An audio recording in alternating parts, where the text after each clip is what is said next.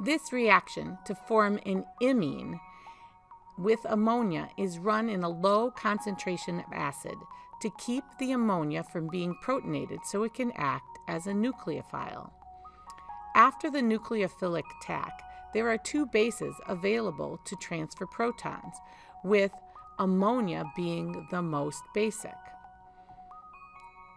After the hydroxyl group is protonated, it is a good leaving group. It can leave as water.